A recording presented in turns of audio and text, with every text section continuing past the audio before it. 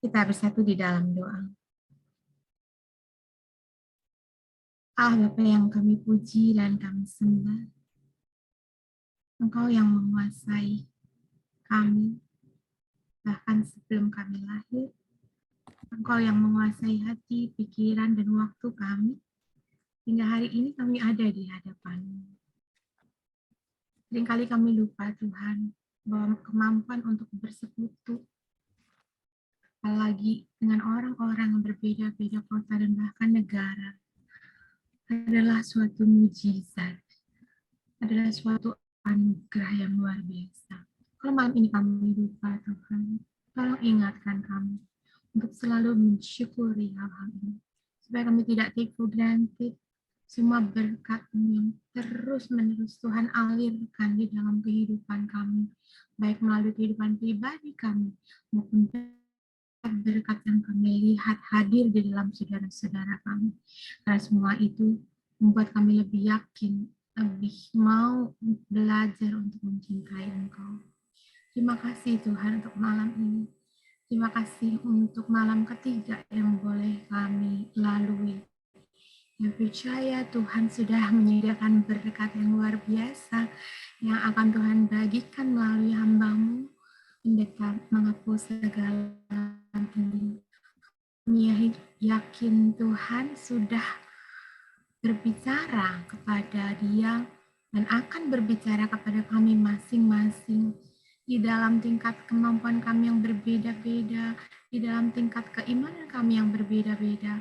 Kami percaya Tuhan punya berkat yang luar biasa. Bukakan hati kami dan pikiran kami untuk menerima Engkau. Izinkan kami memohon Tuhan supaya Engkau sungguh-sungguh hadir di dalam hati kami. Sungguh-sungguh ada kuasa Roh Kudus yang berbicara pada malam ini.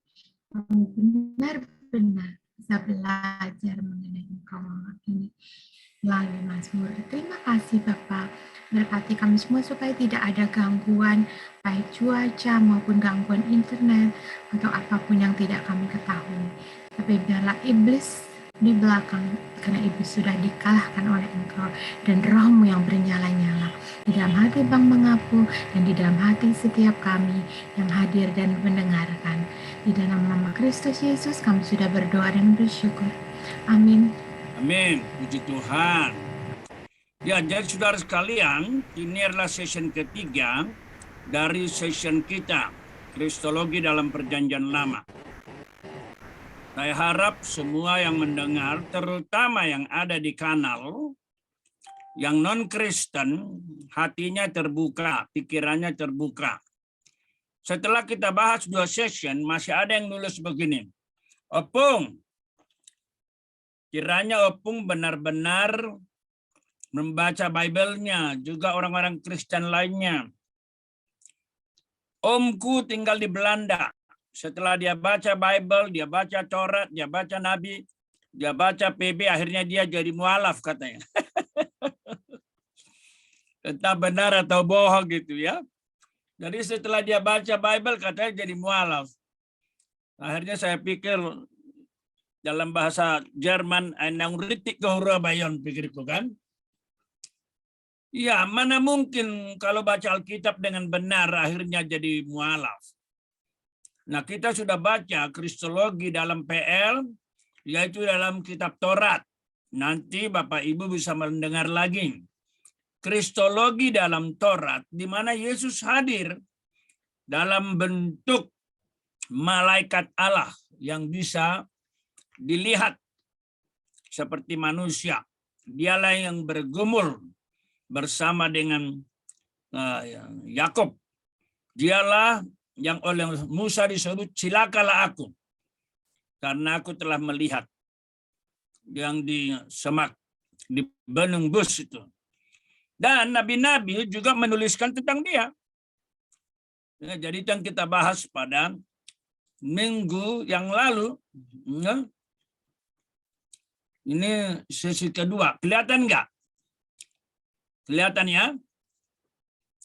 Dari sesi kedua para nabi. Apakah ada dibahas oleh nabi-nabi? Oh ada. Udah kita bahas, Nabi Yesaya membahas.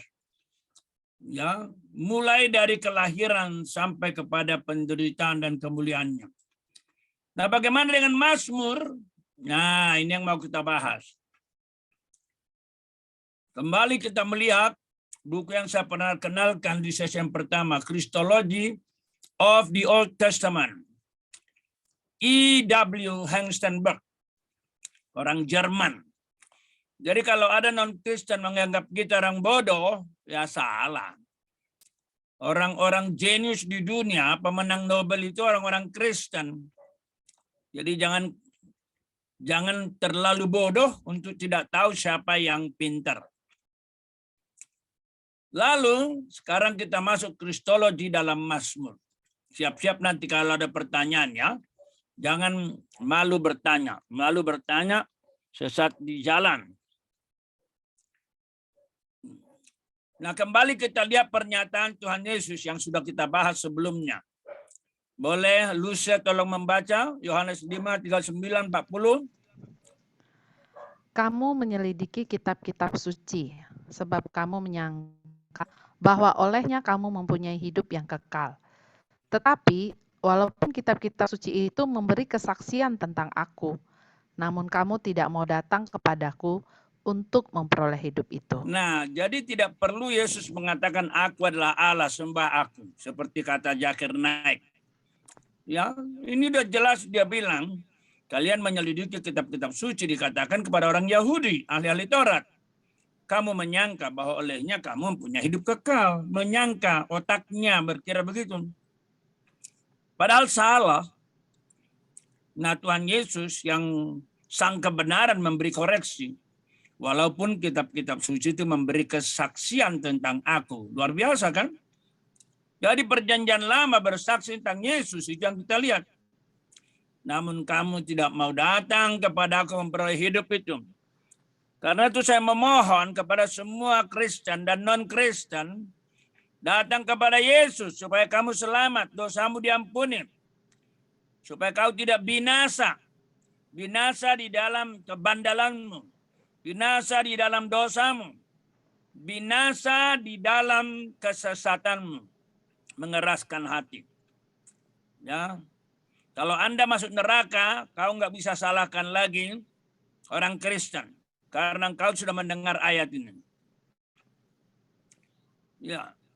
Lalu Lukas 24, boleh Pendeta Eli bantu saya? Ini mitra setia saya sejak berapa puluh tahun yang lalu. Tolong Pendeta Eli. Lalu ia berkata kepada mereka, "Hai kamu orang bodoh, betapa lambannya hatimu sehingga kamu tidak percaya segala sesuatu yang telah dikatakan para nabi. Bukankah Mesias harus menderita semuanya itu untuk masuk ke dalam kemuliaannya?" Lalu ia menjelaskan kepada mereka apa yang tertulis tentang dia dalam seluruh kitab suci, mulai dari kitab Musa dan segala kitab nabi. Nah, luar biasa kan? Luar biasa. Dengan sangat jelas Tuhan Yesus mengatakan di sini, ini teguran malah kepada Kleopas dan temannya yang sedang berjalan ke Emmaus. Dia berkata, kok kalian heran sih? Bukankah Mesias harus menderita semua itu untuk masuk ke dalam kemuliaannya? Nah, maksudnya apa? Kalian seharusnya tahu, Taurat mengatakan begitu. Nabi-nabi mengatakan begitu. Zabur atau Mazmur mengatakan begitu. Lalu dia menjelaskan kepada mereka apa yang tertulis tentang dia dalam seluruh kitab suci. Nah, lihat ini. Jadi rekan-rekan non-Kristen, si Shantik, si Iwan, si Nandar, si Goldian, siapa lagi? Ya, si Julius sih nggak usah dikasih tahu, dia udah murtad kan.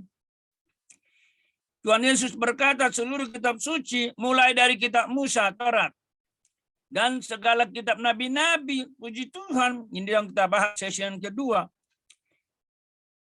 Nah, boleh Pendeta Eli lagi? Ia berkata kepada mereka, "Inilah perkataanku yang telah kukatakan kepadamu ketika aku masih bersama-sama dengan kamu, yakni bahwa harus digenapi semua yang tertulis tentang aku dalam kitab Taurat Musa dan kitab nabi-nabi, dan kitab Mazmur. Nah, luar biasa kan ya? Luar biasa. Tuhan Yesus dengan tegas berkata, segala sesuatu yang tertulis tentang dirinya dari kitab suci, mulai dari kitab Taurat Musa, nabi-nabi, ya, dan juga secara khusus Mazmur. Nah, sebenarnya dia sedang bicara 3 kelompok perjanjian lama, kitabnya orang Yahudi, Judaisme. Kelompok pertama, Taurat, Teviim. Kelompok kedua, Neviim, ya, yaitu nabi-nabi. Dan yang ketiga, kitab-kitab puisi. Cuman dalam kitab ketiga ini, yang pertama itu adalah Mazmur, gitu ya. Jadi Tuhan menyebut 3 golongan ini. Semua yang tertulis tentang anak manusia harus digenapi, mulai dari Taurat, nabi-nabi, dan kitab puisi. Siapa nabimu pernah ngomong gitu? Ayo, Ahmad. Ini ada saya lihat si Ahmad Saifuddin nih. Donald mantap katanya. Mungkin maksudnya Franz Donald yang saya kritisi itu, ya. Ahmad, buka hatimu ya supaya kau masuk surga. Kita sih nggak bicara masuk Kristen. Kita bicara masuk surga. Ya, kita bersyukur makin banyak orang non-Kristen di Kanalopung ini. Ya, jadi harus digenapi katanya. Semua yang ada tertulis tentang aku, tentang dirinya. Dalam Taurat Musa, nabi-nabi, dan kitab Mazmur. Jadi sekali lagi ada 3 kelompok perjanjian lama. Nah, jadi kalau ada berkata, siapa tuh si cantik yang cantik itu? Nggak ada itu Yesus. Udah bolak-balik saya baca. Ya kamu nggak tahu. Makanya malam ini kau buka hatimu. Selamat malam Pendeta Penny. Tuhan memberkati. Ya, kita lanjutkan. Ya. Oke. Nah, sekarang kita lihat ini. Kelihatan nggak judulnya? Pernyataan Yesus, ya. Jadi secara sadar, pemahaman penuh, Tuhan Yesus mengatakan semua harus digenapi apa yang tertulis tentang dirinya dalam PL. Ini secara sadar. Jadi kalau para ahli berkata, sadar nggak Yesus dia Allah atau cuma dijadikan Allah? Itu dikatakan oleh Zakir Naik, oleh Insan Mokoginta, oleh Mualaf Kainama, oleh Mualaf Julius. Ya, mudah-mudahan kasus Julius segera naik. Penyelidikan saksi-saksi sudah selesai. Tinggal penyidikan. Ya. Mudah-mudahan. Tapi kalau Julius terlalu hebat, mungkin Polres yang gagal, yang kalah. Ya, jadi kita lihat ini tentang aku. Saya garis merahin. Dalam kitab Taurat Musa, itulah session pertama. Nabi-nabi, itulah session kedua. Nah, malam ini dalam Mazmur. Nah, jadi jangan ada lagi yang cucu saya yang mengatakan nggak ada itu. Yesus dikatakan. Ya. Ada lagi yang nantangin opung, disuruh dengan orang lain. Ini pansos ini saya pikir. Biar kalian tahu yang dengar ini alumni-alumni pintar ini. Jangan kalian main-main ya. Ya, kitab Mazmur adalah kitab terpanjang dalam PL. Ini yang pertama, catatan ya. Kitab terpanjang dalam Alkitab, PL dan PB.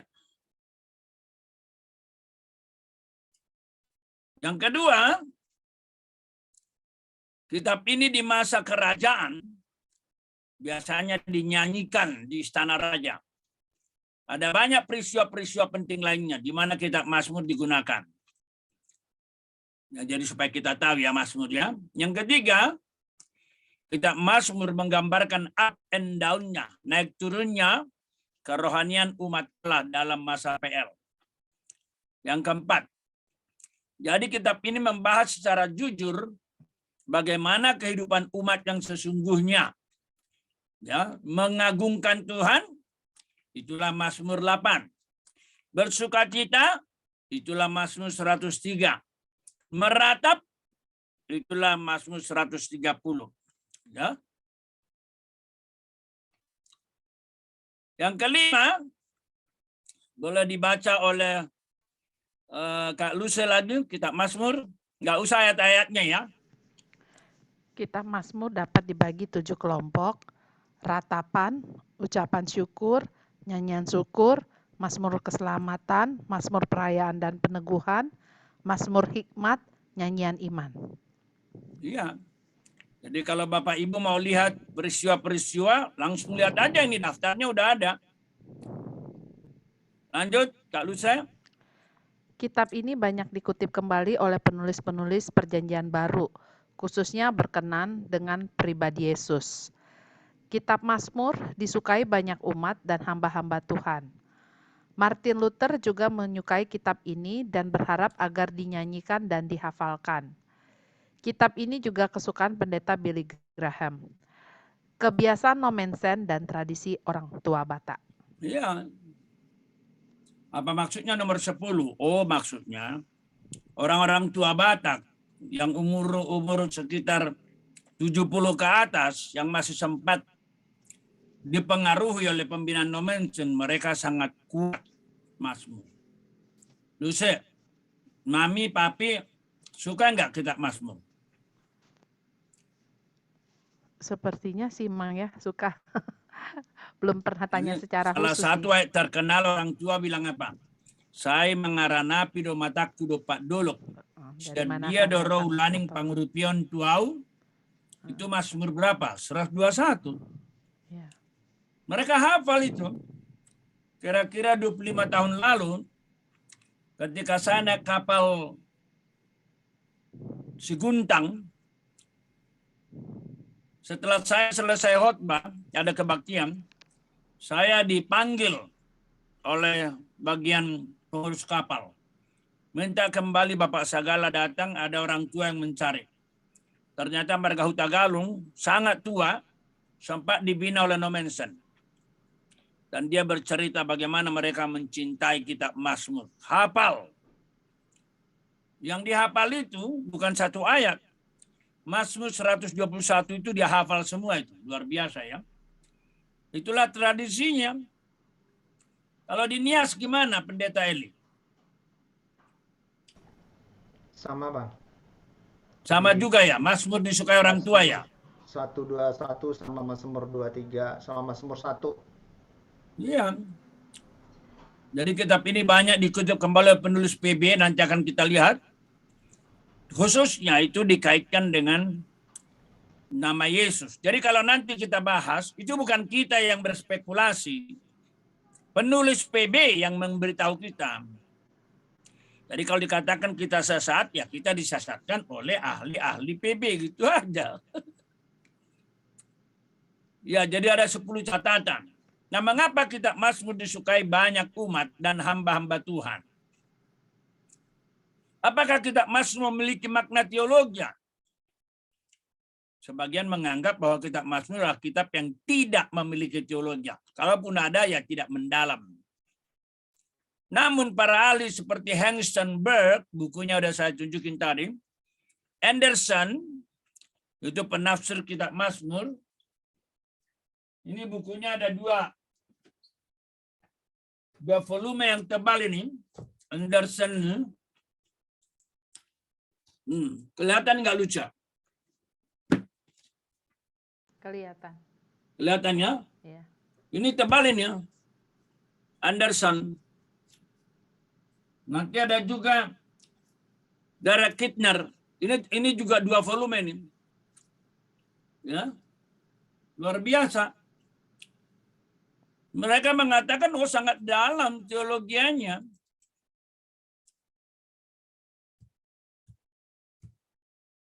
Ya, kita teruskan ya. Nah, inilah buku mereka. Kelihatan nggak bukunya ini? Kelihatan. Ini Derek Kidner.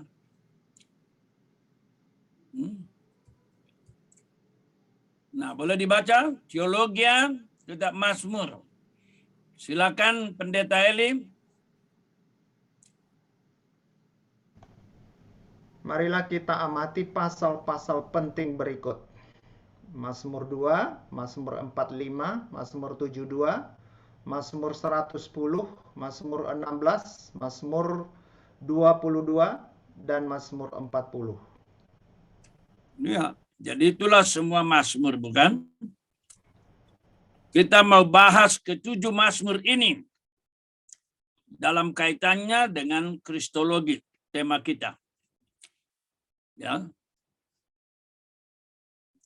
Jadi mengapa hanya ini ya? Inilah kita sortir, nggak bisa semua dong kan? Silakan lagi Bang Eli. 4 pasal pertama dikenal sebagai pasal mesianik, yaitu mengacu kepada kemuliaan Mesias dan kerajaannya yang kekal. Nah, itulah. Pasal itu adalah Mazmur 2, Mazmur 45, Mazmur 72, dan Mazmur 110. Ya. Jadi itu ya.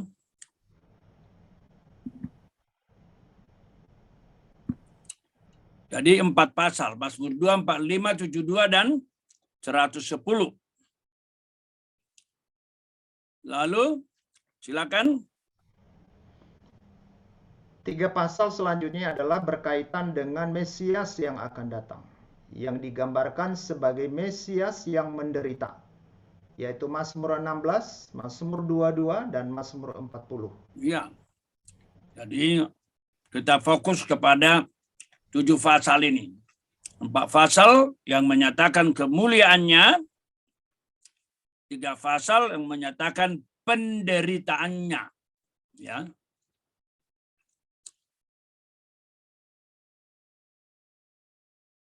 Nah, Mazmur 2, nah inilah Mazmur 2. Ya. Marcella, bagus enggak suaranya? Tolong baca ya kalau bagus. Mazmur 2, Raja yang diurapi Tuhan.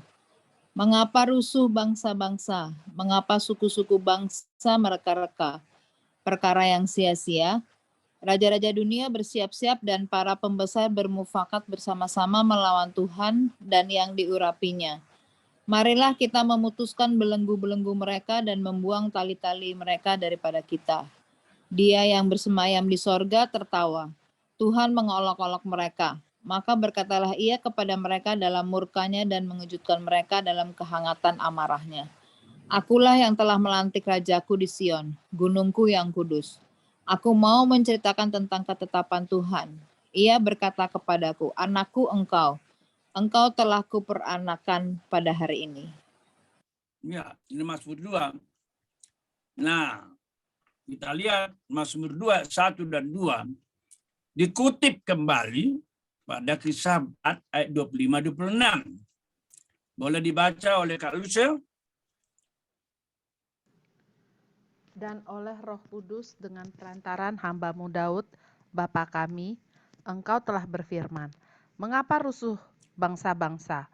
Mengapa suku-suku bangsa mereka-reka perkara yang sia-sia?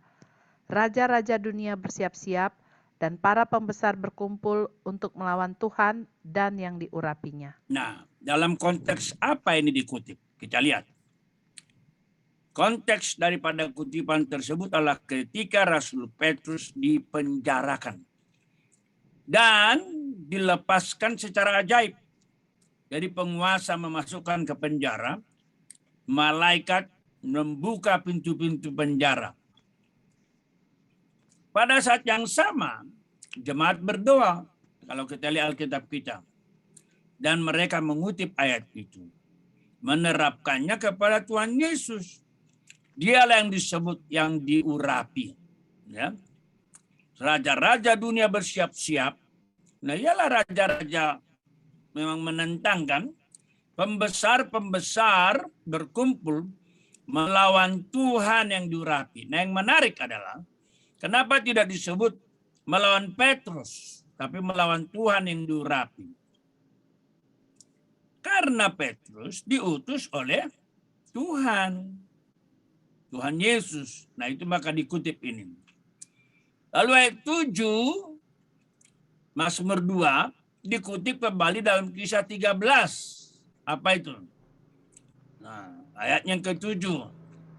Dia berkata kepadaku, anakku engkau telah kuperanakkan pada hari ini.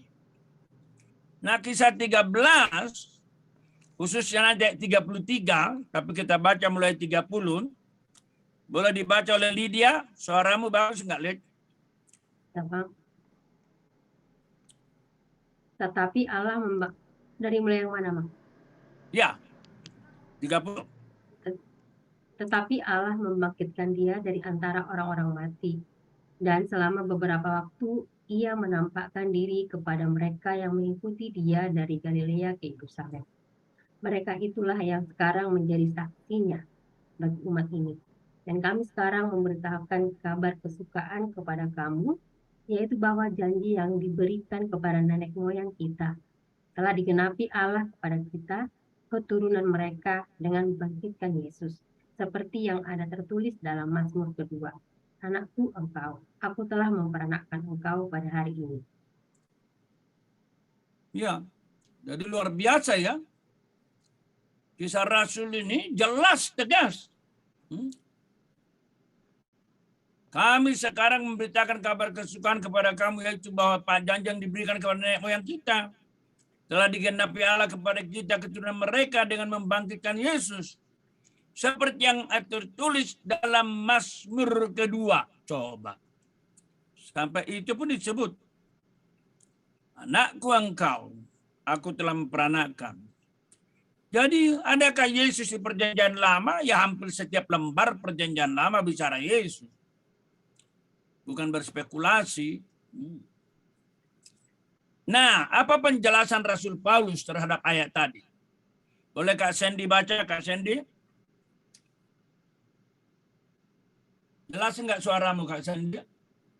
Kalau jelas silakan. Kisah 3. Tutup. Silakan.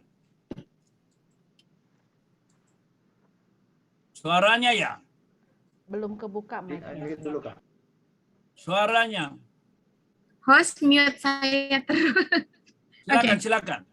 Allah telah membangkitkan dia dari antara orang mati, dan ia tidak akan diserahkan kembali kepada kebinasaan. Hal itu dinyatakan oleh Tuhan dalam firman ini. Aku akan menggenapi kepadamu janji-janji yang khusus yang dapat dipercayai, yang telah kuberikan kepada Daud. Sebab itu ia mengatakan dalam Mazmur yang lain, engkau tidak akan membiarkan orang kudusmu melihat Nah, kebinasaan. itulah kemuliaan Sang Mesias itu, bukan? Tidak akan mati. Itu dia. Dan Mazmur itu dikutip kembali. Dan Rasul Paulus menjelaskan, Allah telah membangkitkan dia dari antara orang mati. Dan dia tidak diserahkan kembali. Nah, penjelasan Rasul Paulus, ya Allah Tuhan yang dipanggil oleh Tuhan Allah, penting bagi kekristenan. Tapi sayangnya sang penyesat mengatakan apa? Agama kami datang dari Tuhan Allah. Agama kalian datang dari Paulus. Bodoh kamu. Kok kamu mau disesatkan begitu loh? Kasihan saya sama kamu. Nah, bagaimana dengan pasal lainnya? Kita sudah memeriksa beberapa ayat. Mari kita lihat bersama-sama. Jangan malas ya. Kita PA bersama-sama. Ya, kalau kita ber-PA ada berkat. Makanya Kak Sandy rajin dia memimpin Bible reading. Banyak alumni dipimpin Kak Sendini Bible reading. Pak Dubes juga begitu. Pasal itu adalah ya Mazmur 2. Ayat berapa lagi dalam PB? Nah, dalam konteks apa? Ayat 9. Boleh ada yang baca ayat 9 satu orang? Lalu Wahyu 2, 26, 27 satu orang. Boleh? Wahyu 2, Mazmur 2 ayat 9. Engkau akan meremukkan mereka dengan gada besi, memecahkan mereka seperti tembikar tukang periuk. Nah, itu dia kan. Itulah yang dikutip kembali oleh penulis kitab Wahyu, Rasul Yohanes. Silakan.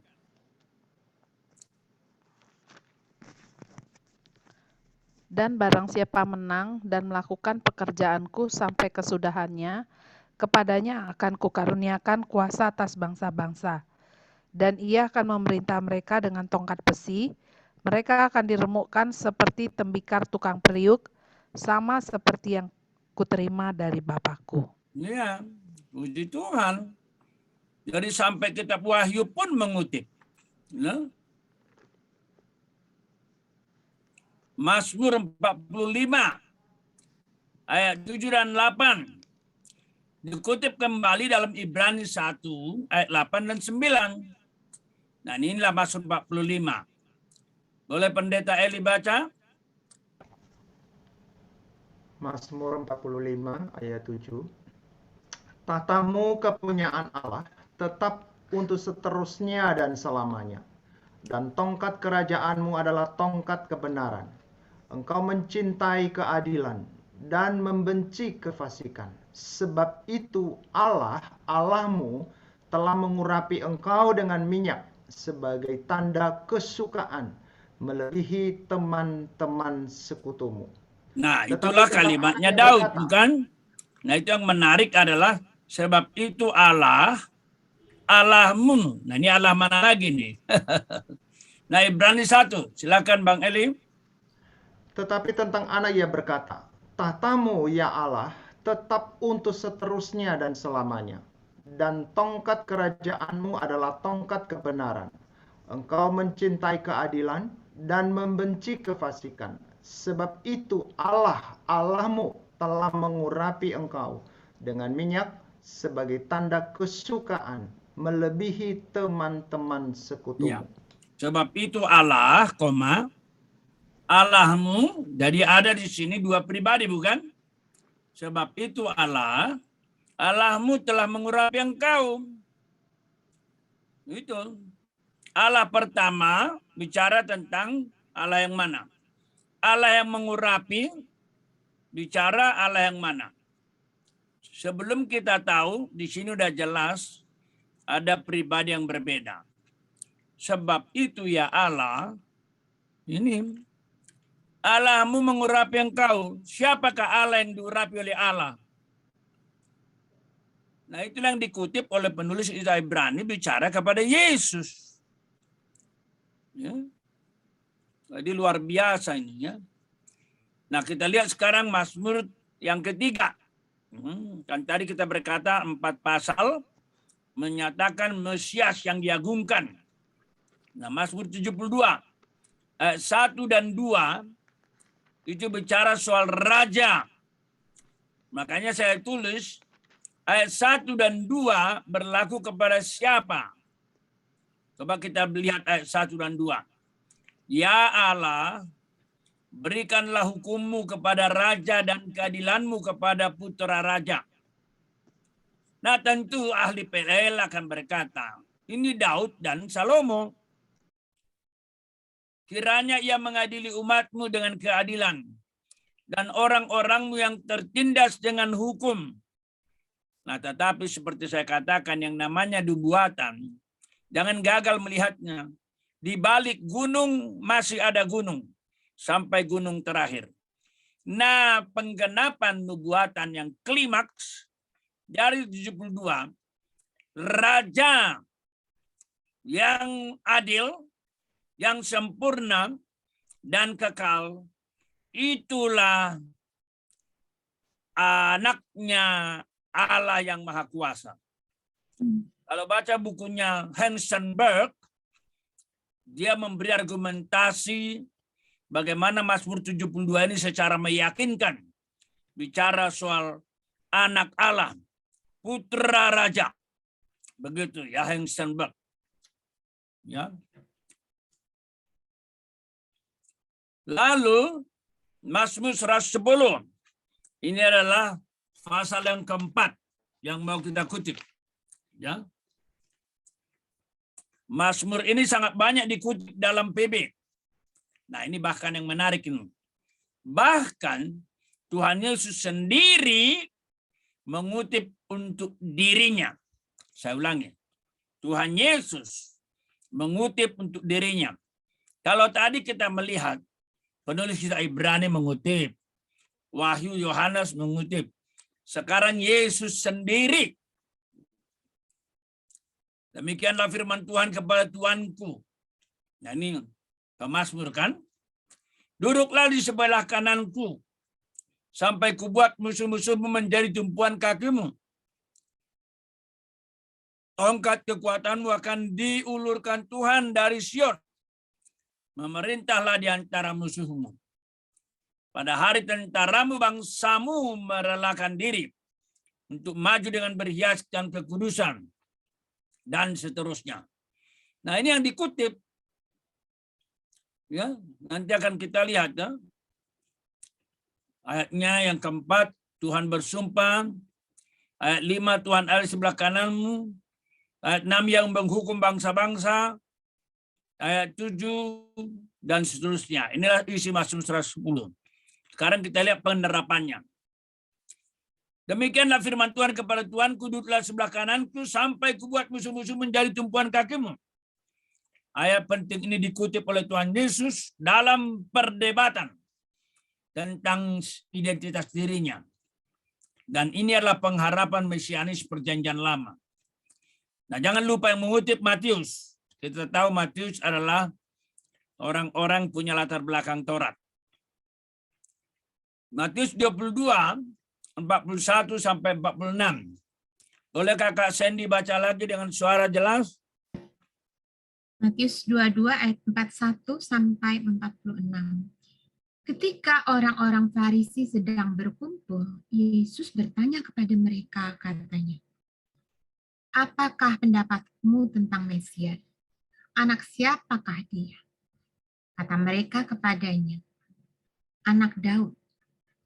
Katanya kepada mereka, "Jika demikian, bagaimana Daud oleh pimpinan roh dapat menyebut dia tuannya ketika ia berkata, Tuhan telah berfirman kepada Tuanku, duduklah di sebelah kananku, sampai musuh-musuhmu kutaruh di bawah kakimu."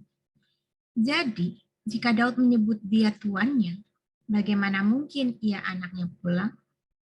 Tidak ada seorang pun yang dapat menjawabnya. Dan sejak hari itu, tidak ada seorang pun juga yang berani menanyakan sesuatu kepadanya. Iya, kenapa demikian? Karena udah keok kan begitu kan? Kata Tuhan di sini adalah kurios, Adonai, Tuhan. Ya, makanya dikatakan, apa pendapatmu tentang Mesias? Anak siapa dia? Itu cara Tuhan mendebat. Kata mereka, anak Daud. Nah, kata Tuhan Yesus kepada mereka, jika demikian, bagaimana Daud oleh pimpinan roh dapat menyebut dia kuriosnya, Tuhannya, ketika ia berkata, Tuhan telah berfirman kepada Tuhan, duduklah di sebelah kananku, sampai musuh-musuhmu kutaruh di bawah kakimu. Jadi Yesus kan memang kita sebut duduk di sebelah kanan Allah Bapa yang Maha Kuasa, itulah pengakuan kita. Nah, sekali lagi yang mengutip ini adalah Tuhan Yesus menerapkan kepada dirinya. Ketika orang Yahudi menyalah mengerti dan menolak dia. Dia berkata, baca aja Zabur itu. Nah, kamu gagal paham ya sudah, kamu sendiri yang menanggung. Nah, lalu soal Mazmur penderitaan, ada 3 pasal tadi, Mazmur 16, Mazmur 22, Mazmur 40. Ya.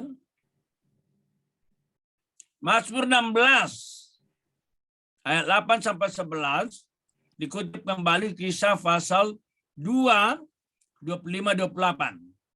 Bolehkah kita bersaut-sautan? Mazmurnya dibaca oleh Kak Luse, Kisah Rasulnya dibaca oleh Kak Lydia. Silakan. Mazmur 16 ayat 8 sampai 11. Aku senantiasa memandang kepada Tuhan, karena Ia berdiri di sebelah kananku. Aku tidak goyah. Sebab itu hatiku bersukacita dan jiwaku bersorak-sorak. Bahkan tubuhku akan diam dengan tentram.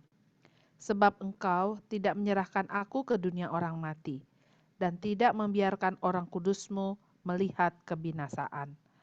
Engkau memberitahukan kepadaku jalan kehidupan.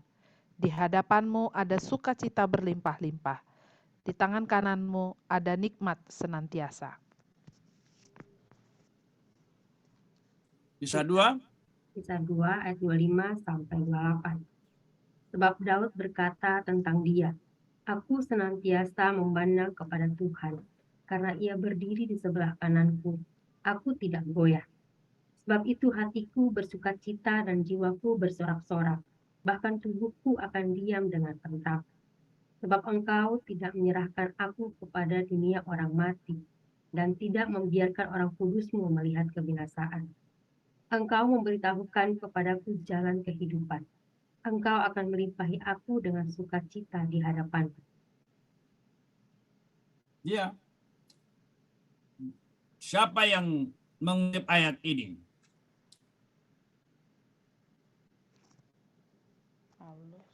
Siapa yang menerapkan ini bagi Tuhan Yesus? Perhatikan nggak kutipannya. Lydia, siapa yang mengatakan? Sebab Daud berkata tentang dia, nah itulah kutipan tadi kan. Aku senantiasa memandang kepada Tuhan, karena Ia berdiri sebelah kananku, aku tidak goyah. Daud mengatakan kepada Tuhan, Tuhan siapa? Sebab itu hatiku bersukacita dan jiwaku bersorak-sorak. Ayat 27, sebab Engkau tidak menyerahkan aku kepada dunia orang mati, tidak membiarkan orang kudus-Mu melihat kebinasaan. Engkau memberitahukan kepadaku jalan kehidupan, Engkau melimpahi aku dengan sukacita di hadirat-Mu. Ini khotbah siapa ini, Lydia? Petrus. Petrus. Khotbah siapa, Lid? Khotbah siapa, Lusa? Petrus sama. Siapa? Petrus. Petrus kan? Jadi perhatikan, Rasul Petrus dengan jelas, dengan tegas menerapkan kepada Yesus ketika bicara soal kematiannya. Jadi, Petrus berkata, ayat Zabur itu, penderitaan Yesus itu, dan kematian Yesus itu, tetapi kemudian kebangkitannya itu, sudah dikatakan di Mazmurmu. Luar biasa. Luar biasa. Makanya kalau orang selalu sinis, terus terang saya kasihan. Kamu gagal paham, mestinya kamu sedih. Jangan sok tahu. Jangan nyuruh orang baik-baik baca Alkitab.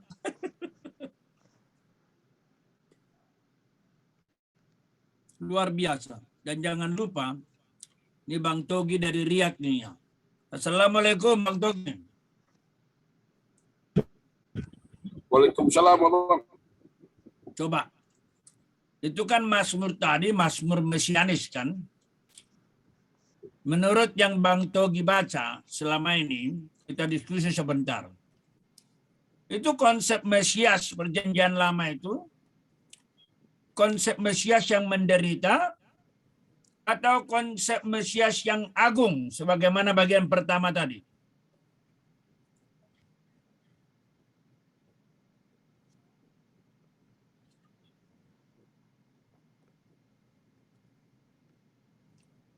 Bang Togi lagi mikir ya?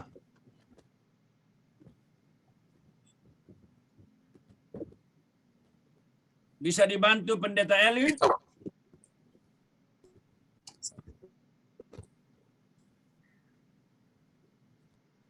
Bisa dibantu oleh Pendeta Eli?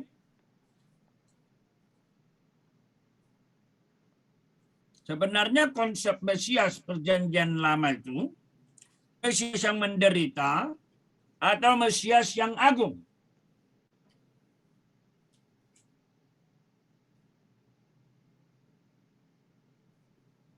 Kenapa Bang Eli diam? Hidupkan dulu mic-nya. Kalau Bang Togi mau jawab ya? Sinyalnya kayaknya putus-putus sama. Dihidupkan dulu. kalau dari kata anointed one harusnya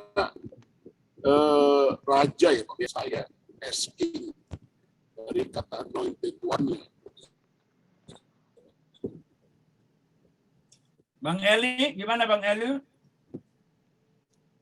Dia Mesias yang menderita. Kenapa? Dia Mesias yang agung. Nggak jelas.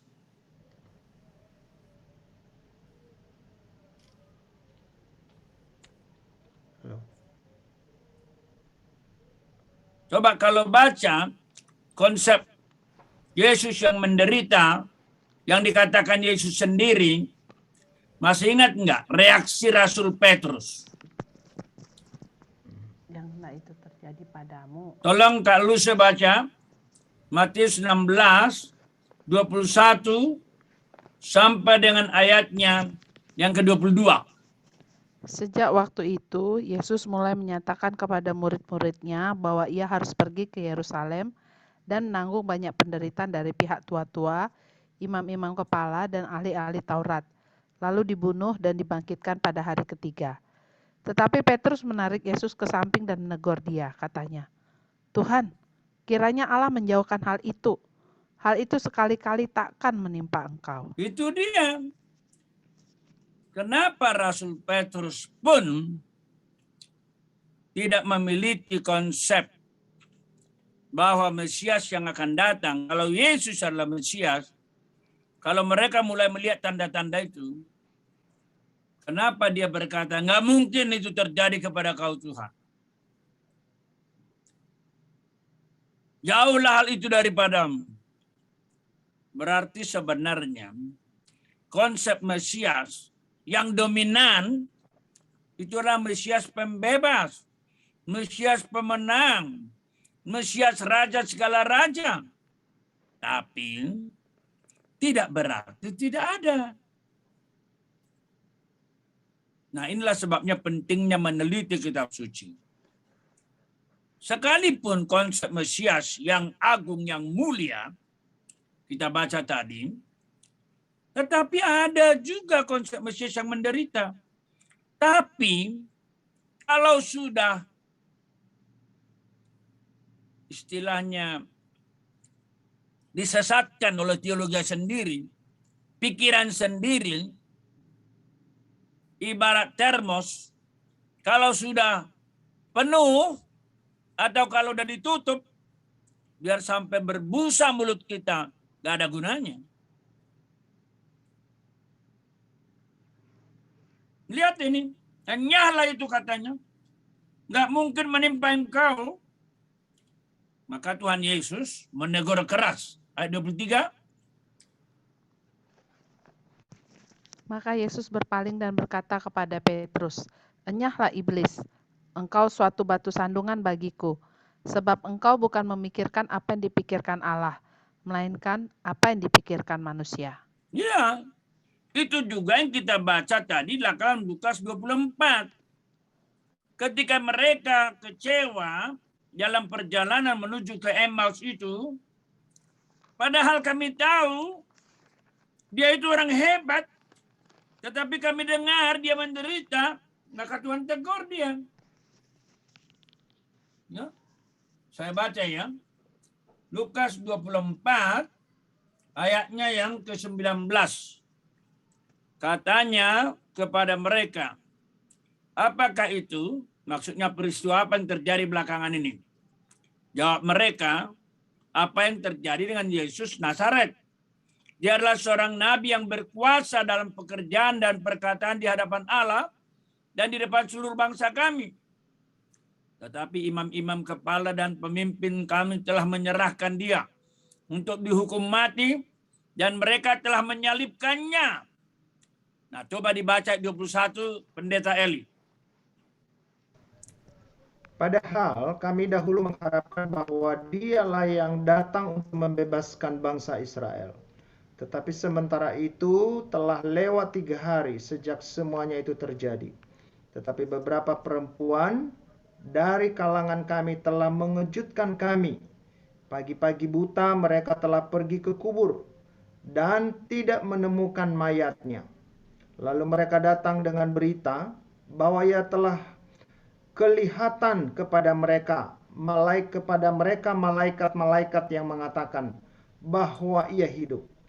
Dan beberapa teman kami telah pergi ke kubur itu dan mendapati bahwa memang benar yang dikatakan perempuan-perempuan itu, tetapi dia tidak mereka lihat. Lalu ia berkata kepada mereka, "Hai kamu orang bodoh, betapa lambannya hatimu sehingga kamu tidak percaya segala sesuatu yang telah dikatakan para nabi. Bukankah Mesias harus menderita semuanya itu untuk masuk ke dalam kemuliaannya?"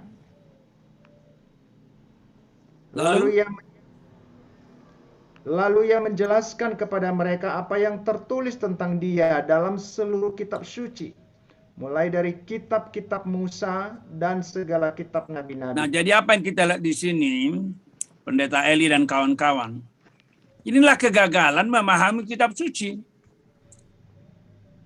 Tuhan mengoreksi sekarang. Bukankah Mesias harus menderita semua itu untuk masuk dalam kemuliaannya? Dari bagian pertama yang kita baca tadi adalah Mesias yang mulia. Tetapi itulah yang mendominasi. Memang Mesias yang mulia lebih cocok dengan penganut teologi sukses. Teologi berhasil. Tidak ada itu penderitaan. Maka semua ayat-ayat penderitaan dibuang. Nah, tapi sekali lagi, konsep yang salah ini mendarah daging. Ayat 21, sedih sekali ini kan. Padahal kami dahulu mengharapkan dialah yang akan datang membebaskan umatnya. Mesias pemenang. Nggak ada itu Mesias yang menderita. Tetapi udah kita baca tadi, ternyata ada kok. Cuman matanya udah tertutup. Ada. Ayat 10, kisah 13:35. Coba lusa lagi ayat 10, 13:35 Lydia. Sebab engkau tidak menyerahkan aku ke dunia orang mati, dan tidak membiarkan orang kudusmu melihat kebinasaan.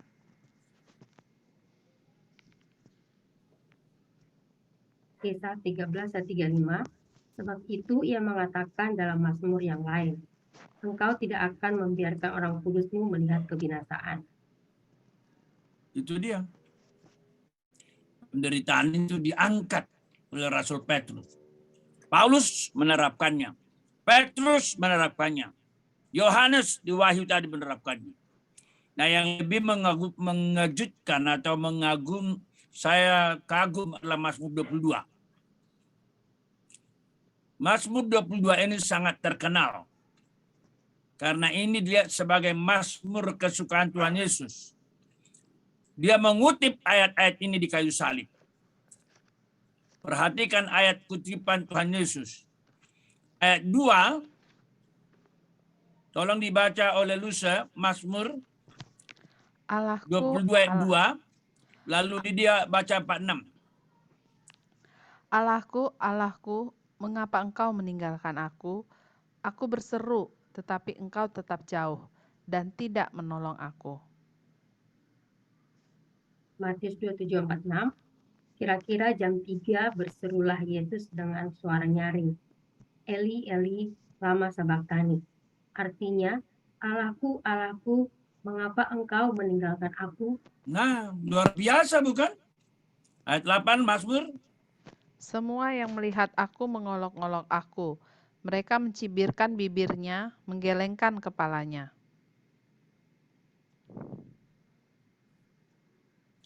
Lydia langsung. Ya, Matius 27:39. Orang-orang yang lewat di sana menghujat dia dan sambil menggelengkan kepala. Ya. 9 dan 19. Ia menyerah kepada Tuhan, biarlah Dia yang meluputkannya. Biarlah Dia yang melepaskannya, bukankah Dia berkenan kepadanya? Mereka membagi-bagi pakaianku di antara mereka, dan mereka membuang undi atas jubahku. Mulai 35 dulu, Lid. 35 bareng 41. Ayat 35. Sesudah menyalibkan dia, mereka membagi-bagikan pakaiannya dengan membuang undi. 41.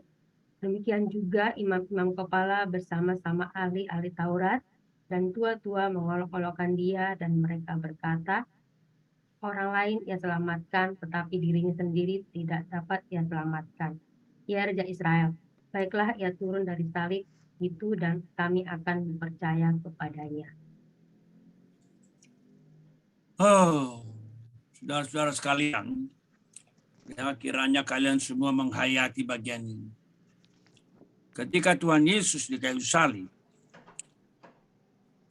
begitu menderita, darah bercucuran, dihabisilah begitu. Ternyata yang memenuhi pikiran dan hatinya adalah Mazmur 22. Makanya Martin Luther berkata, Mazmur 22 itu adalah Mazmur Yesus. Bacalah, hafalkanlah. Mazmur 23 itu mengenai kematian dan kebangkitan. Sekalipun aku berjalan dalam bayang-bayang kematian, tidak takut bahaya tuh. Karena apa? Dia akan bangkit. Mazmur 24 itu mengenai kenaikan Yesus. Karena di sana dikatakan siapakah yang boleh naik ke atas gunung Tuhan.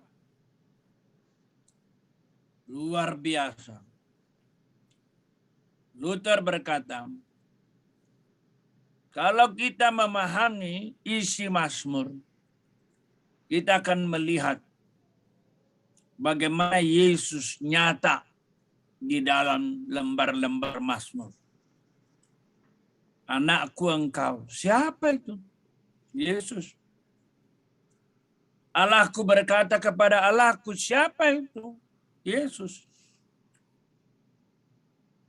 Dia lebih tinggi dari Musa, dari Elia, tetapi dibuat sebentar lebih rendah. Siapa itu? Yesus. Tapi dari semua itu yang saya paling kagum itu, bagaimana Mazmur 22, Mazmur penderitaan, kalau kita baca isinya, itu adalah erangan, raungan, penderitaan dari anak manusia. Dan rupanya Yesus sendiri sebagai Tuhan yang menjadi manusia sudah melekat dengan Mazmur 22 itu. Dan di kayu salib dia demonstrasikan. Saya berharap rekan-rekan alumni renungkan kebenaran. Bagaimana dalam satu pasal kurang dari 2 jam nubuatan banyak sekali digenapi. Seorang ahli berkata, menunggu satu nubuatan terjadi bisa ratusan tahun. Misalnya dinubuatkan Parthenos, virgin itu akan melahirkan. Itu sekitar 700 sebelum Masehi. Tetapi baru digenapi 700 tahun kemudian. Lama menunggunya itu. Tetapi kalau kita lihat Mazmur 22, begitu banyak nubuatan di sana. Digenapi bukan ratusan tahun. Dalam hitungan terjadi lagi. Kiranya kita makin setia membaca kitab suci. Jangan gagal paham. Sama seperti Kleopas dan temannya, Tuhan berkata, kamu orang bodoh, stupid. Kamu tidak tahu apa yang tertulis dalam kitab suci. Saya berharap rekan-rekan alumni yang setia ini, ya, berapapun kalian, jangan bodoh. Apa yang penting bagi Tuhan, pentingkanlah. Apa yang tidak penting, gak usah pentingkan. Saya bersyukur sebagai orang tua, abang kalian mendekati kepala 7, dengan bangga bersyukur berkata kepada kalian. Dan itu doaku sejak aku dipanggil Tuhan. Tuhan Yesus, biarlah yang kau pentingkan, saya pentingkan. Yang Tuhan abaikan, saya abaikan. Itu salah satu doaku puluhan tahun. Yang Tuhan pentingkan, saya pentingkan. Yang Tuhan abaikan, saya abaikan. Makanya saya nggak pernah tertarik dengan hal-hal yang sangat mahal di bawah kolong langit. Yang dikejar oleh alumni. Saya pernah mendengar ada alumni berhutang sampai ratusan juta. Bermasalah karena gaya hidupnya. Dan itu bukan tidak dibina. Termasuk orang yang rajin dibina. Saya mendengar ada alumni di masa COVID bermasalah berat karena apa? Ketika dia kerja, gajinya besar, dan dia pikir dia bisa meminjam banyak uang, dan dia bisa mencicil jumlah besar bulanan karena gajinya tinggi. Ketika COVID, dia berhenti. Dia mau gantung diri dia. Saudara sekalian, teladani Yesus. Tergantung dia di kayu salib. Tetapi yang melekat pada dirinya adalah firman Tuhan. Mari kita lihat Mazmur 40 lagi. Yang sangat berkesan bagi kita. Dia juga genapkan itu. Ya.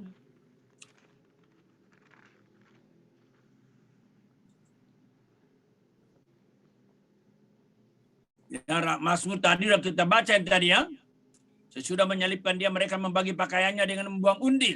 Itu digenapi. Orang-orang lewat di sana menghujat dia sambil menggelengkan kepala. Itu digenapi. Bahkan penyamung disalibkan bersama dengan dia mencelanya. Itu digenapi. Kira-kira jam 3 bersulah Yesus dengan suara nyaring. Allahku, Allahku, mengapa engkau meninggal? Itu digenapi. Luar biasa Mazmur 22 itu. Lalu ini juga mengagumkan. Mazmur 40 ayat 7 sampai 9 dikutip kembali oleh penulis Ibrani ketika dia membicarakan Yesus yang taat sampai mati sebagai korban. Ayat 7 sampai 9 digenapi dalam Ibrani 10 ayat 5 sampai 7. Ya, mari kita lihat ini sekarang. Ayat 7 sampai 9. Saya minta pendeta Eli membacanya dan saya akan membaca nanti bagian penggenapan Ibrani. Silakan Bang Eli. Mazmur 40 ayat 7 sampai 9. Lalu aku berkata, sungguh aku datang, dalam gulungan kitab ada tertulis tentang aku. Aku suka melakukan kehendak-Mu ya Allahku. Taurat-Mu adalah dalam dadaku. Aku mengabarkan keadilan dalam jemaah yang besar. Bahkan tidak kutahan bibirku. Engkau juga yang tahu ya Tuhan.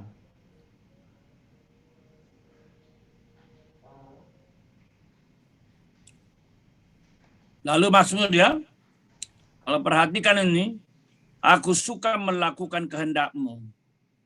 Ya Allahku, Taurat-Mu ada dalam dadaku. Coba, Ini apa namanya tema tahunan kapan ini, Bang Eli?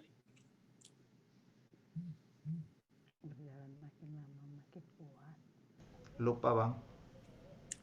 Kak Lusa ingat nggak? Tauratmu ada, aku suka melakukan kehendak-Mu.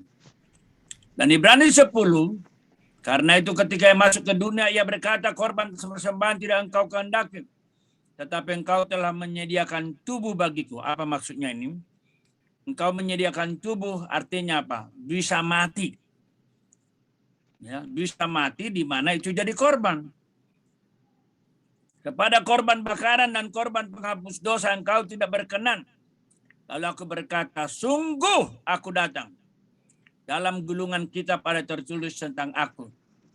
Untuk melakukan kehendak-Mu ya Allahku. Rekan-rekan alumni yang terkasih, biarlah ayat seperti ini menjadi milik kita semua. Ya. Ya, saya rindu ini menjadi milik kita.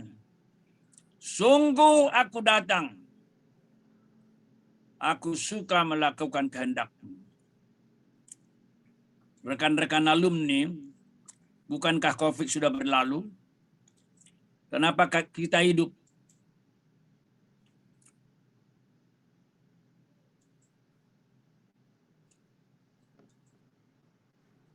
Kenapa kita hidup?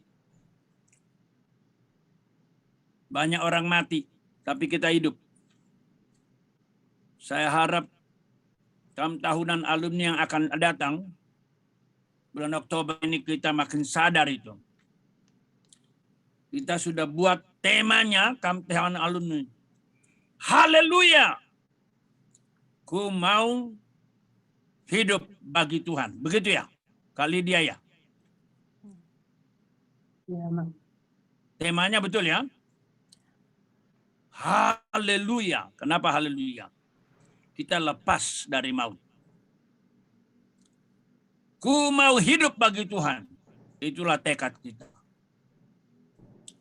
Coba Kak Sandy, berapa banyak alumni teman kita yang meninggal di masa COVID? Ya? Banyak. Nggak sedikit kan? Banyak. Iya. Pendeta Eli, ada berapa rekan kita alumni yang meninggal di masa COVID?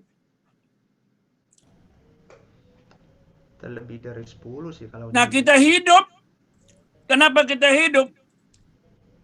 Mungkin kalian masih tahu lagu itu ya. Tapi saya nggak tahu lengkapnya. Ku mau hidup bagi Tuhan. Gimana lagunya? Enggak tahu, Mas. Ada kan lagu begitu kan? Hidup bagimu. Kayaknya pernah dengar oleh saya deh. Ada yang tahu nggak alumni?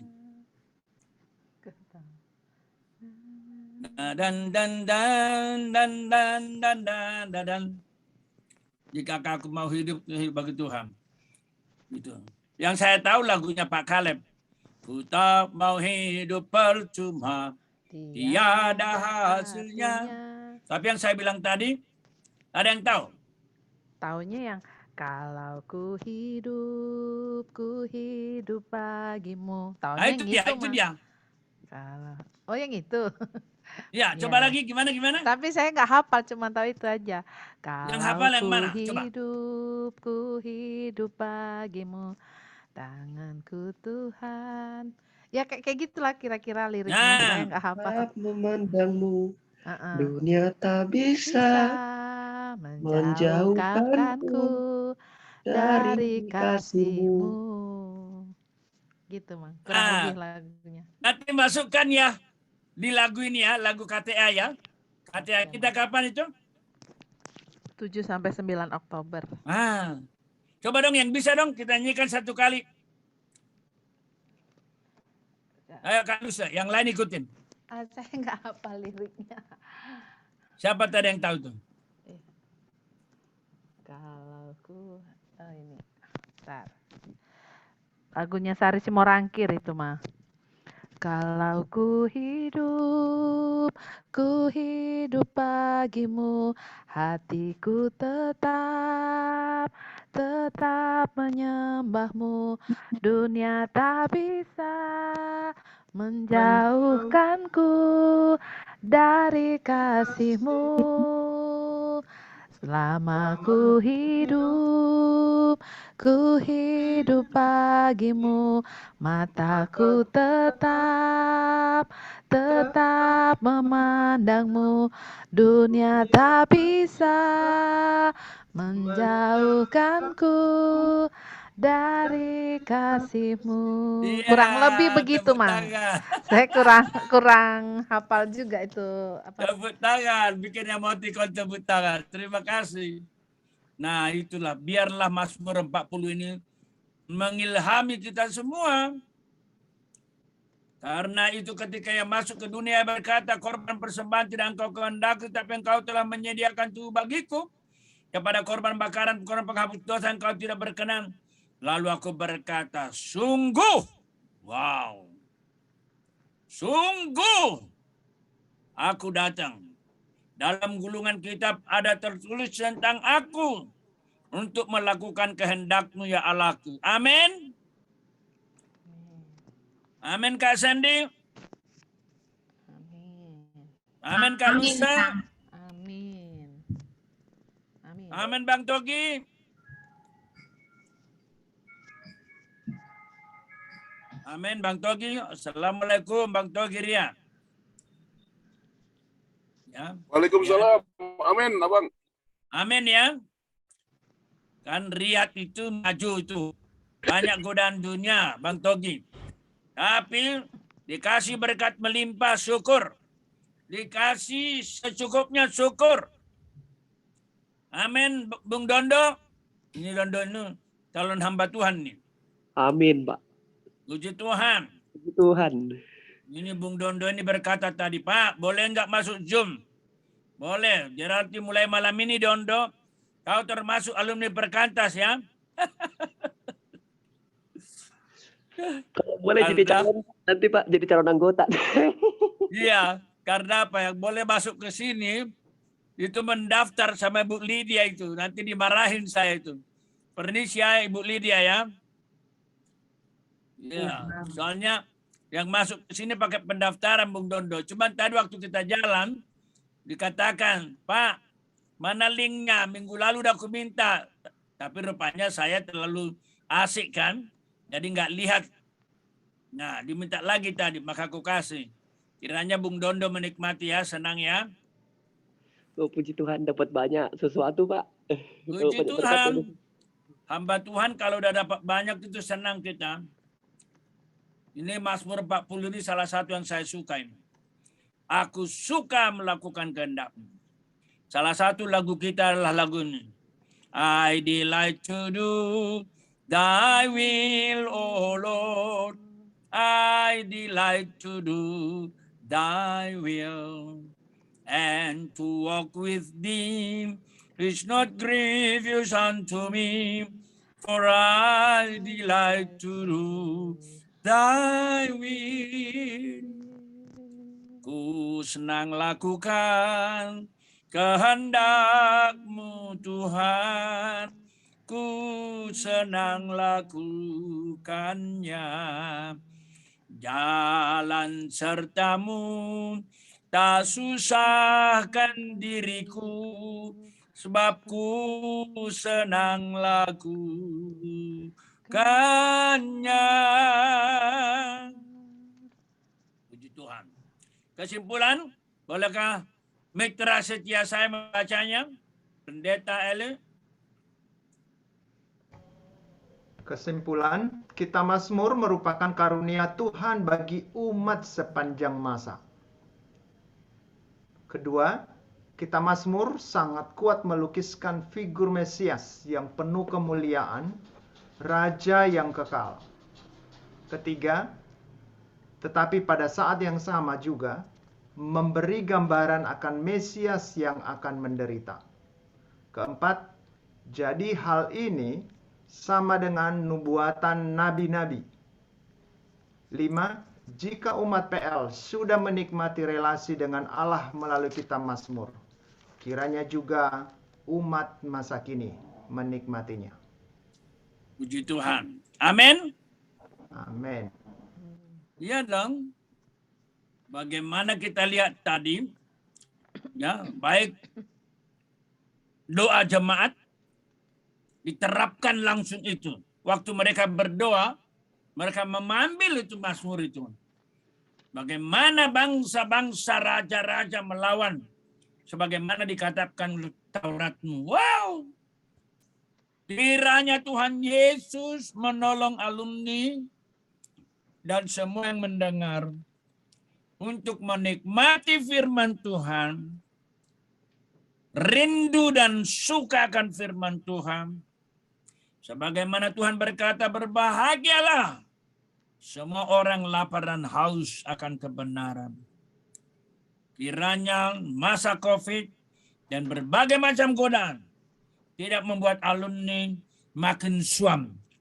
Tidak membuat seleranya kehilangan terhadap firman Tuhan. Tetapi supaya selera rohaninya makin bergairah dan makin bergarah. Dengan demikian, alumni akan senantiasa bahagia, menikmati damai sejahtera, menikmati berkat. Karena berkat Tuhan tidak tergantung kepada musim. Bahkan dikatakan seperti pohon yang ditanam di tepi aliran air, yang merambatkan akar-akarnya. Tidak pernah khawatir dalam tahun kering. Tidak berhenti menghasilkan buah. Amin, amin, amin. Amin. Saya kembalikan ke Kak Lucia. Ya, terima kasih Amang. Jadi bagi teman-teman yang mau langsung bertanya atau memberikan tanggapan bisa langsung raise hand, atau yang mau lewat chat juga bisa. Nanti akan saya bacakan. Apakah ada? Belum kelihatan. Mang, saya mungkin pertanyaan pembuka dulu, Mang. Silakan. Kalau Amang kan kayaknya udah begitu fasih ya.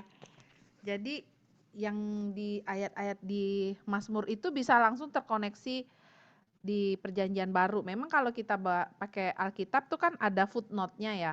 Jadi Ya. dia langsung tersit. Tapi yang saya mau tanya, gimana kita memastikan bahwa itu adalah tentang Mesiasnya atau Ya. tentang siapanya? Karena kok kayaknya Amang mudah sekali langsung nangkap, oh ini arahnya ke sana, ini Yesus yang ngomong, ini hubungannya sama Yesus, ini. Kayaknya kita nggak semudah itu. Tipsnya bagaimana, Ya. Mang? Ya. Jadi memang benar, ya.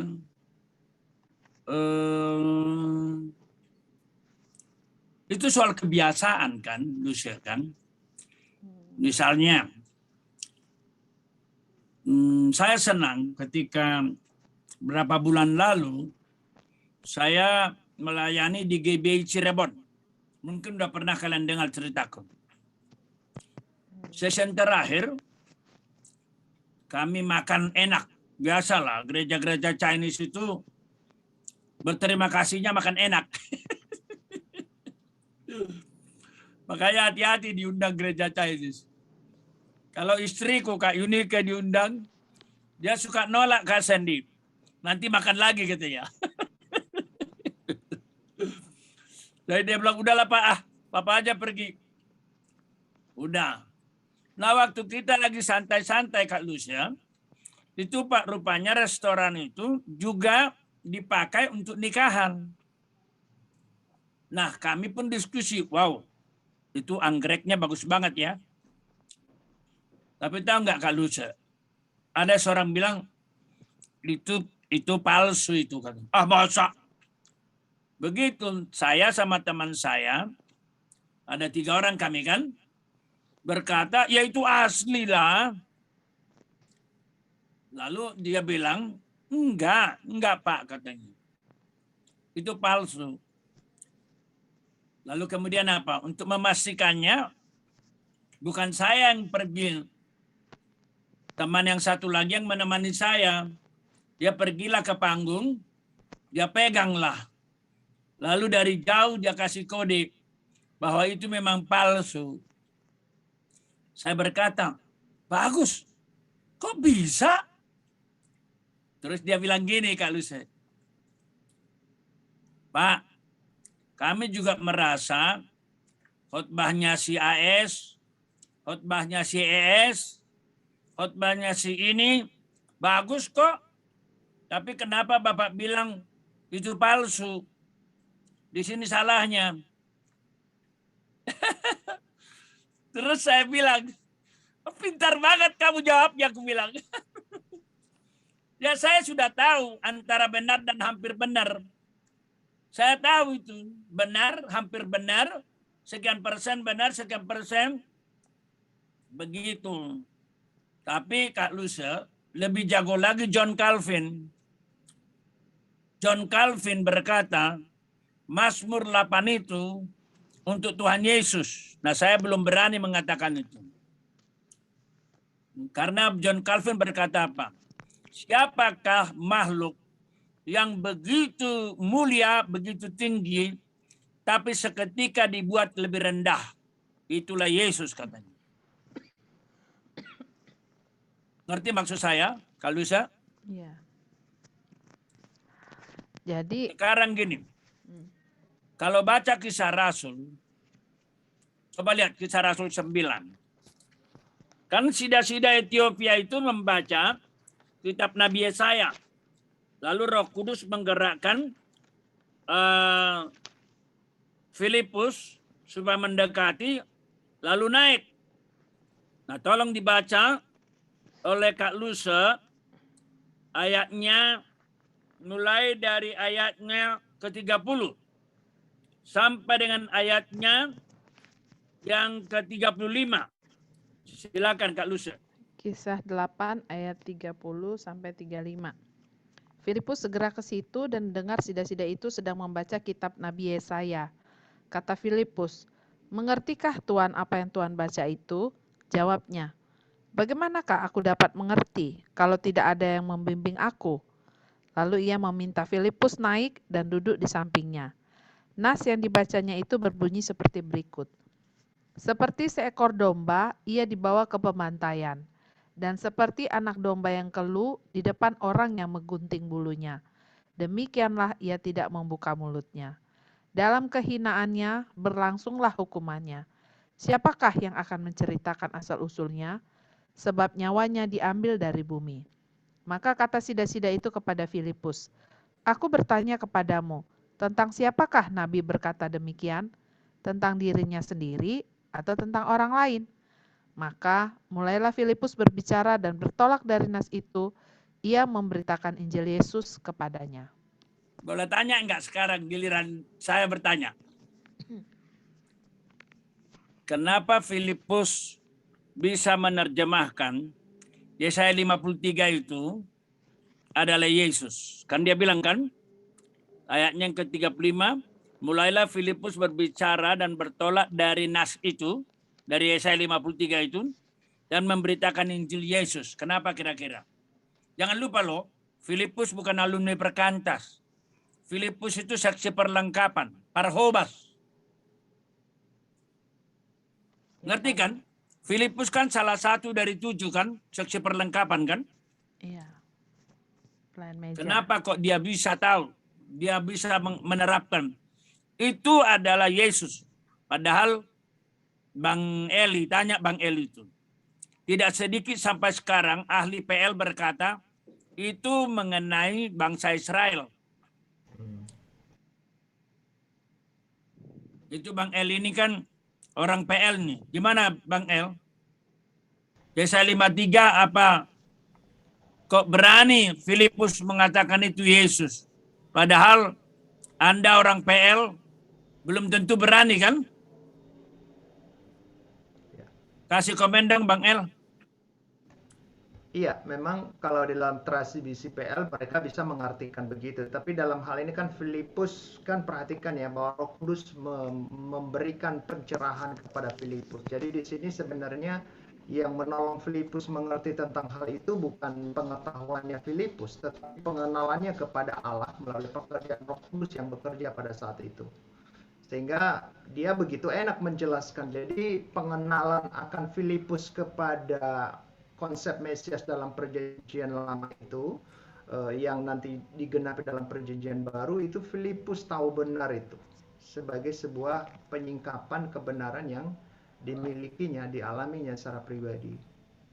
Jadi walaupun kita pahami dalam konteks PL, ya itu bisa diartikan begitu, nggak salah juga. Tetapi penyempurnaan penggenapan itu ya memang pribadi Sang Mesias sendiri gitu. Dan itu disingkapkan kepada Filipus untuk menjelaskan kepada sida-sida itu. Nggak, pertanyaannya adalah, kok bisa dia mengatakan dengan pasti bahwa itu adalah Yesus? Yesaya 53 itu. Itu pertanyaannya tadi Luce. Kalau sudah ada di PB, udah bisa kami. Tapi masalahnya kadang-kadang tidak. Tapi kok Amang enak banget ngomongnya katanya. Jadi saya mengatakan kok Filipus bisa tahu. Nah jawabannya sih ya, oke, Roh Kudus, kita setuju. Tetapi jangan lupa, Filipus sudah mengenal siapa Yesus, sudah mendengar kalimat-kalimat Yesus, sudah mendengar tentang Mesias, tentu juga sudah tahu tentang perjanjian lama. Kok bisa tahu? Oh iya, kalau lihat Kisah Rasul 9, Luce, itu kan khotbah pembelaan Stefanus kan. Kalau lihat itu footnote-nya, wah kaya akan Torah, kaya akan nabi-nabi. Jadi rupanya begitulah. Meskipun Parhobas, seksi perlengkapan, mereka memahami kitab suci. Makanya aku mohon kepada rekan-rekan alumni, jangan permalukan dirimu sebagai alumni, tapi semua pengajar yang salah kamu puji. Ketika saya tegur, malah kamu ikut melawan saya. Ya, mesti kalian ikut seperti Bang Peter Yakub. Dia berkata, Bang, tanggapi dong orang itu. Orang itu terkenal, orang itu hebat. Alumni kita udah banyak yang ikut ke situ. Tapi kok kesannya saya sih orang itu nggak benar. Ya ada benarnya, tapi banyak nggak benarnya. Nah itulah Bang Peter Yakub, Direktur BI itu. Nah kiranya kita juga jangan suka ngefans doang. Gara-gara kalian ngefans sama pendeta tertentu, kalian menolak bangsa Gala yang menyerahkan diri sejak mahasiswa untuk kalian, membina kalian. Sama Bang El ini, lihatlah rambut kami udah putih semua ini ubannya ini. Coba, sejak kami lulus, yang kami lakukan melayani kalian. Mungkin kalian sejak siswa udah kami layani. Sampai sekarang. Mungkin satu gelas kopi pun kau nggak pernah kasih saya. Tapi nggak apa-apa. Kita melayani Tuhan Yesus. Doa kita, yang penting kalian semua bertumbuh. Kalau kalian bertumbuh, kalian maju, suami istri mesra, anak-anak bertumbuh, saya Bang Eli, kami udah bahagia sekali. Saya menjawab pertanyaanmu nggak Kak Luce? Ya, kalau saya menangkapnya karena sudah punya sense-nya gitu ya, Mang. Ya iya, melatih. Masih ingat nggak Yohanes 10? Tuhan berkata apa? Dombaku mendengar suaraku. Yang lain pasti mereka lari. Nah pertanyaannya, kok bisa, misalnya ini, Hubert menelepon, main-main dia pakai sapu tangan. Kau bisa tahu nggak dia adalah si Hubert suamimu? Bisa. Bisa. Tapi kalau orang lain teleponmu, langsung bisa tahu nggak? Kalau nggak terlalu kenal ya nggak bisa. Nah itu dia. Ini jawabannya di sini. Perlu pengenalan, perlu perasaan, terutama yang dikatakan Bang Eli. Relasi dengan Roh Kudus. Kalau kita salah, jangan lupa, ini mungkin juga pengalamanmu. Roh Kudus bisa menegur, tidak sejahterakan kita kan? Itulah pergumulan teologi. Saya bertahun-tahun kan belajar. Kadang-kadang doktrinnya antara A dan B. Dua-duanya kuat. Nah saya mengundurkan diri. Saya berdoa memohon dari Tuhan. Supaya memberi pencerahan. Supaya saya tidak kebingungan berjalan dalam pemahaman teologi. Begitu. Oke, Mas. Ya, ini memang satu hal yang harus terus dipelajari. Kadang-kadang kita juga baca ini kalau sambung ke sana, ini reverse ke Tuhan Yesus kah atau kemana kah? Ya, ya mungkin kita masih perlu banyak belajar. Oke, oke Kak Sandy, terima kasih. Nanti kita doakan.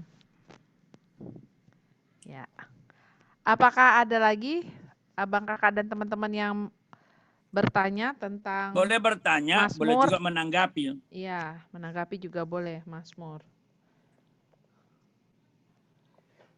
Selanjutnya mungkin boleh dari aku kali ya. Ya, silakan Dondo. Ini aku coba mau nambahin aja sedikit.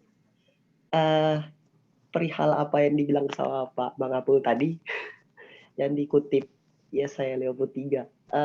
Secara khusus ya, itu memang yang dikutip di situ ayat 6, ayat 5 dan 6. Ya, memang sejauh ini saya sedang studi saya sedang studi ketat di situ. Jadi kalau menurut saya dan juga pengamatan saya sejauh ini, kenapa para penulis PB termasuk juga para teolog-teolog seperti saya, Pak Elianus dan Pak Mangapul dan para teolog-teolog yang lain begitu dengan mudahnya bisa menyatakan bahwasannya itu adalah Kristus. Padahal dalam studi saya bergelut dengan pandangan Yahudi sendiri yang seperti dikatakan oleh Pak Mangapul tadi. Yang mana ini? Yang bahwasannya yang dinyatakan bahwasannya itu adalah bangsa Israel. Oh ya, saya 53. Iya. Ya, oke. Ya, saya bergelut di situ karena ya itu semua berangkat dari dari pasal 44 ayat 3. Ya, saya lihat dari situ. Berangkatnya mereka dari situ, jadi dibilangnya selalu ada banyak kata yang keluar dari pasal 44 itu sampai pasal 53, hambaku Daud. Jadi ketika dinyatakannya ini adalah hamba yang menderita ini adalah sosok lain daripada Daud atau Israel. Yakub, hambaku Yakub. Nah, ketika pengamat-pengamat dari Yahudi terutama rabi-rabi melihat bahwasannya ini adalah oknum lain daripada Yakub atau Israel, mereka tidak dapat menerima hal itu. Langsung. Nah, jadi di sisi yang lain, kenapa saya tertarik dengan hal ini? Karena ya begitu banyak di channel di YouTube dan juga di mana-mana di media massa juga dapat dilihat bahwasannya Yesaya 53 adalah ayat yang terlarang, forbidden chapter, pasal terlarang. Nah, itulah yang membuat saya tergerak untuk menjalankan penelitian ini, dan ya ini saya angkat dalam skripsi dan bentuk bentuk tulisan singkatnya atau resumnya sudah saya buat.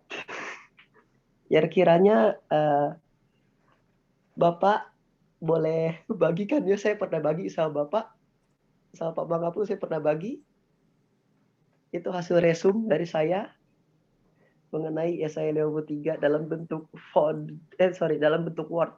Saya bagi di WA Bapak. Jadi kenapa penulis Perjanjian Baru? Karena penulis Perjanjian Baru melihat bahwasannya Yesus adalah yang dapat menggenapi, dan juga Yesus juga sering kali mengatakan, lakukanlah ini supaya tergenapi seperti apa yang tertulis dalam kitab suci. Seperti contohnya ketika hari raya Pondok Daun, Yesus meminta murid-muridnya untuk mengambil seekor keledai muda, keledai beban, supaya tergenapi seperti apa tertulis di Zakaria 9 ayat 9. Dan itu juga dinyatakan seperti demikian kepada para murid-murid. Ambillah seekor keledai agar tergenapi seperti apa yang tertulis dalam kitab suci. Nah, itu salah satu contoh. Ya, jadi pertanyaannya apa? Jangan kelamaan. Ya, ini saya cuma nambahin aja Pak, saya bukan pertanyaan. Makasih Pak. Ya, jadi maksudnya Dondo, jadi kamu nggak percaya itu bicara mengenai Yesus? Sangat yakin. Ya, kenapa? Apa dasar keyakinanmu? Saya sangat yakin karena ya saya studi bahasa asli. Dan iya bahasa asli itu menyatakan bahwa nggak bisa kau sebutkan bahasa asli. Orang Yahudi nggak perlu studi bahasa asli kan? Orang Yahudi ya adalah berbahasa asli, tapi mereka nggak percaya. Iya Pak. Jadi begini ya. Ada dalam kata oknum ketiga. Dan juga. Ya, jadi Dondo, terima kasih pertanyaanmu. Jadi masalahnya bukan bahasa asli. Sering-sering kita sekarang bicara bahasa asli.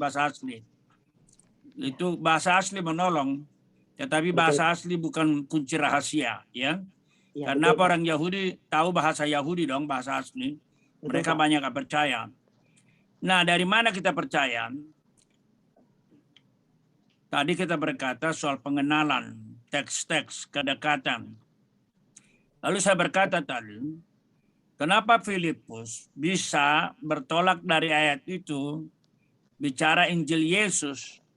Nah, kalau kamu baca tadi, itu kan jelas Alkitab. Kisah 8:35, mulailah Filipus berbicara bertolak dari nas itu memberitakan Injil Yesus. Nah, jadi kalau Dondo katakan kok Pak Eliunus, Pak Mangapul, kalau saya, ya Alkitab udah jelas mengatakan. Iya, betul Pak. Meskipun saya harus mengakui juga, tidak sedikit ahli-ahli PL dan PB mengatakan perjanjian baru salah mengutip perjanjian lama. Tetapi saya tidak menganut pemahaman itu. Begitu ya. Jadi cara berteologi itu banyak banget. Salah satu berteologi adalah singkirkan Alkitab. Jangan pakai Alkitab. Nah, salah satu adalah junjung tinggi Alkitab. Saya lebih percaya kepada Alkitab daripada sejarawan gereja. Misalnya seperti Tacitus, seperti siapa. Ya, saya lebih percaya. Nah, itu tidak berarti kita tidak belajar teologi, harus. Jadi saya belajar teologi setinggi-tingginya, Dondo. Ya, saya menyekolahkan S2, S3 memilih di sekolah yang terbaik. Tetapi sekolah yang terbaik tanpa kepekaan rohani, relasi dengan Tuhan nggak ada gunanya. Saya bertemu dengan orang-orang pintar di bawah kolong langit. Tapi mereka makin jauh. Dan itu digenapi firman Tuhan yang berkata, Tuhan Yesus pernah berkata, kau sembunyikan kebenaran kepada orang berhikmat, orang pintar. Tetapi kau nyatakan kepada orang sederhana. Nah, saya Bang Eli adalah orang-orang sederhana. Dan Tuhan menyatakan. Jadi sekalipun saya nggak bisa menjelaskan mengapa Filipus bisa seperti itu, yang jelas Alkitab sudah mengatakan bahwa Filipus mengatakan itu bicara soal Yesus. Gitu loh. Nah, itu satu penjelasan. Penjelasan lain adalah apa? Saya sudah mengatakan sesi lalu, Dondo, kalau kita memahami nubuatan harus ingat, itu bagaikan kita melihat gunung. Seringkali di balik gunung ada gunung. Ada gunung lagi. Nah, ada gunung lagi sampai akhirnya klimaksnya terakhirnya. Nah, penggenapan nubuatan itu adalah klimaksnya, puncaknya Yesus. Ya, itu sebabnya tadi waktu kita kutip satu pasal dan tidak ada kutipan di perjanjian baru pasal itu. Tetapi Henry Steinberg berkata, pasal itu semua bicara soal Yesus. Ya, yang kita tadi pasal berapa itu Mazmur 72 yang dikatakan anakmu raja keadilan, ya, berbuat rahmat kepada orang miskin. Nah, saya mengatakan siapa yang seperti itu kalau bukan Yesus? Memang Salomo bisa berharap seperti itu anak Daud. Tetapi yang sempurna sama juga dengan ini. 2 Samuel 7. 2 Samuel 7. Tolong dibaca Kak Lus. Ayatnya ke-14. Silakan. Aku akan menjadi bapaknya dan ia akan menjadi anakku. Apabila ia melakukan kesalahan, maka aku akan menghukum dia dengan rotan yang dipakai orang dan dengan pukulan yang diberikan anak-anak manusia. Ya, jadi orang-orang perjanjian lama pasti mempunyai tafsiran ke sini. Ya, dan itu nggak salah. Nah, sekarang kita melihat bagaimana perjanjian baru menafsirkan ini.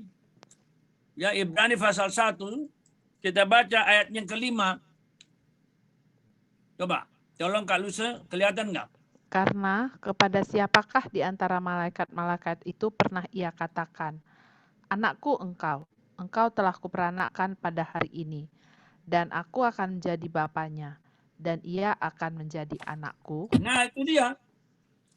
Nah, jadi ketika para ahli PL menaruh 2 Samuel tadi hanya untuk Salomo, maka saya akan berkata, oke, untuk Salomo.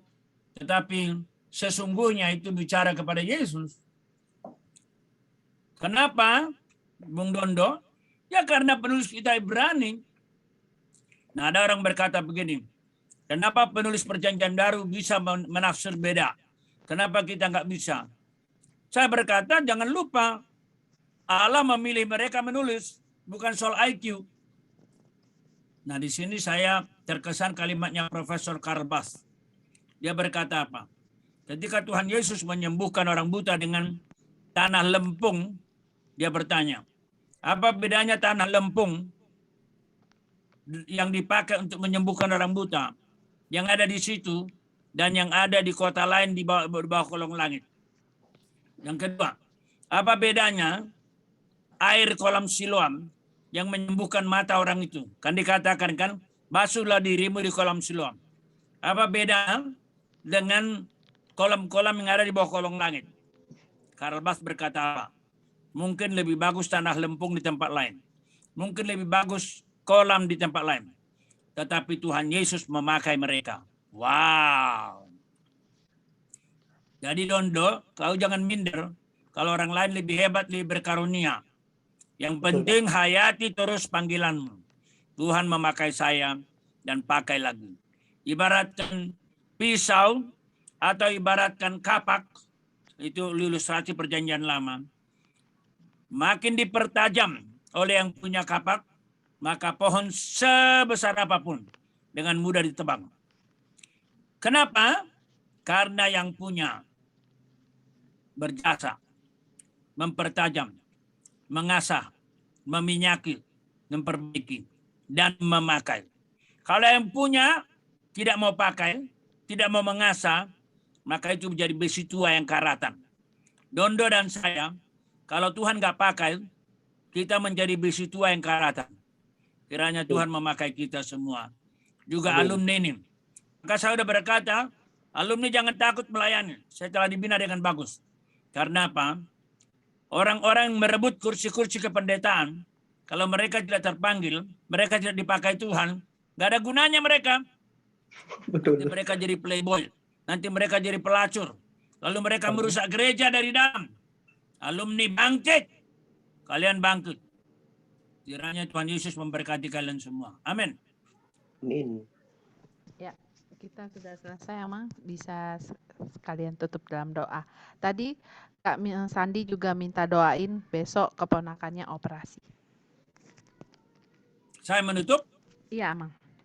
Bapa di surga, terima kasih atas firman-Mu. Kami berdoa supaya firman-Mu ini makin jelas. Sudah 3 session kami bahas.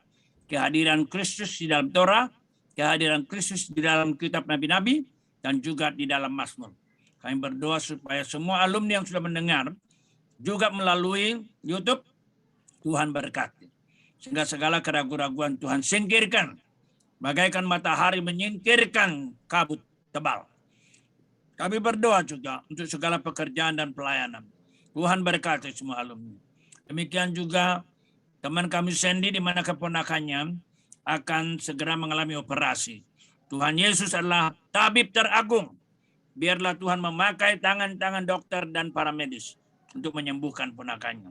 Semua saudara kami yang kami bawa dalam doa, yang bergumul dalam sakit penyakit, seperti Cleopatra, seperti Wiseman, dan rekan-rekan lain. Tuhan Allah yang sempurna, nyatakan kuasa-Mu. Kiranya berkat dari Allah Tritunggal, Allah Bapa, Anak, dan Roh Kudus turun atasmu. Tuhan memberkatimu dari tahtanya yang suci. Dijauhkannya segala panah api si iblis. Dipatahkannya segala rantai belenggu setan. Tuhan memberkati engkau dan melindungi engkau. Tuhan menyinari engkau dengan wajahnya dan memberi engkau kasih karunia. Tuhan menghadapkan wajahnya kepadamu, memberikanmu mujizat, kebahagiaan, damai sejahtera hari ini sampai selama-lamanya. Amin. Amin.